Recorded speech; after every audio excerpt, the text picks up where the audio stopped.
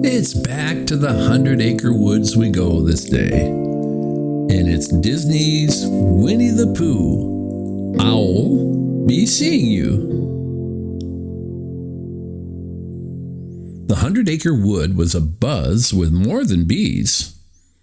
Winnie the Pooh and his friends had each received a formal invitation to Owl's house.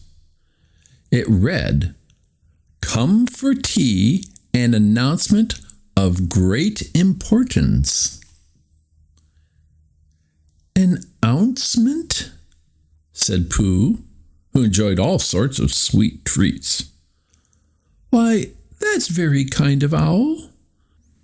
Do you suppose that is a very large mint?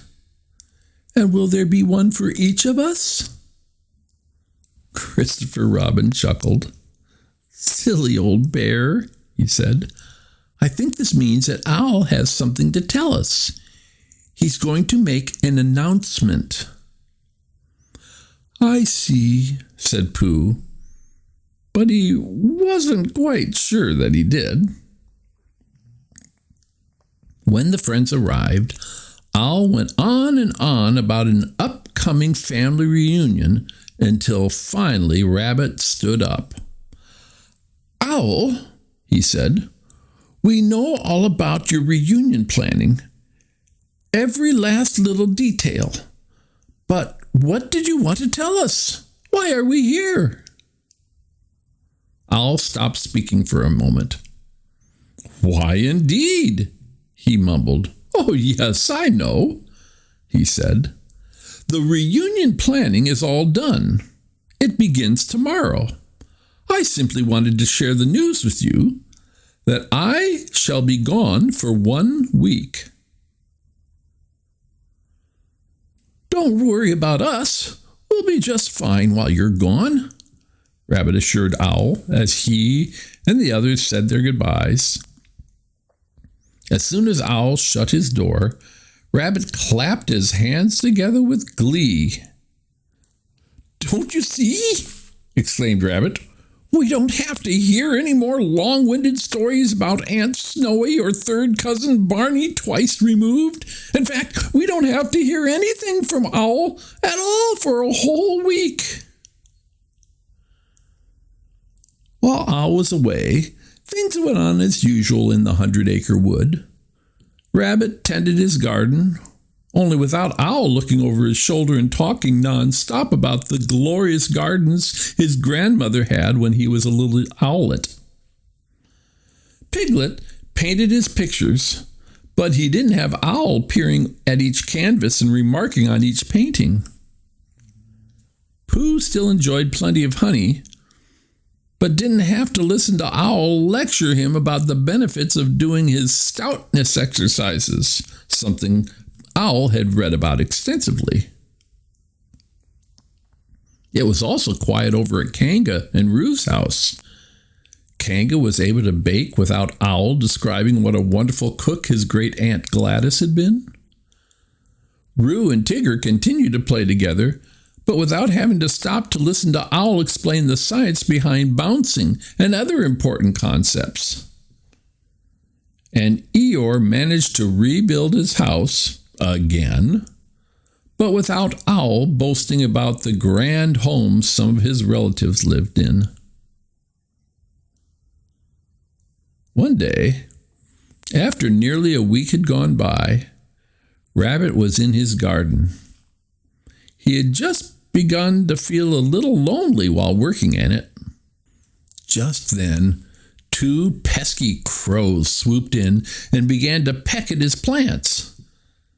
They had arrived the day Owl had left, and now they bothered Rabbit every morning. "Shoo, shoo!" Rabbit cried. After he managed to wave the crows off, Rabbit thought for a moment. Perhaps when Owl was around, it was too noisy for the crows. "Well," Rabbit said aloud to himself, "imagine that." Kanga was finding her housework was taking longer and was much more dull without Owl's company. And now that Roo and Tigger could bounce to their heart's content without Owl's lectures interrupting them, Roo realized that he got tired long before Tigger did. "Don't worry," said Tigger. "Bouncing is what Tiggers do best." But the friends just weren't having as much fun as before. Eeyore rebuilt his house, but he missed having Owl around. "Seems like more work without the words," he said with a sigh. The friends all gathered at Owl's house. "Has Owl been gone a week yet?" asked Pooh. "Why, it's more than that, I'm sure of it," declared Rabbit. He thought for a minute. "What if Owl decides he'd rather live with his relatives and never comes back?"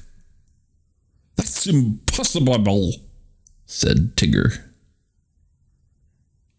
"Isn't it?" Tigger looked around to see a bunch of uncertain, unhappy faces. Suddenly, the 100-acre wood was quieter than ever. Everyone was thinking the same thing. Owl could be annoying at times, but having no owl at all was completely unacceptable. Just then, Christopher Robin came down the path leading to Owl's house. He was pulling his red wagon, which was piled high with gifts, and walking beside Christopher Robin, talking up a storm, was none other than Owl himself.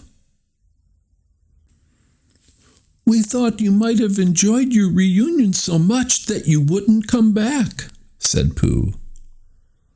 Owl shook his head. "Oh, it was a splendid reunion," he said. "But stay with my family? Never. They talk far too much." "Welcome home, Owl," said Rabbit happily. "Now, tell us all about your trip."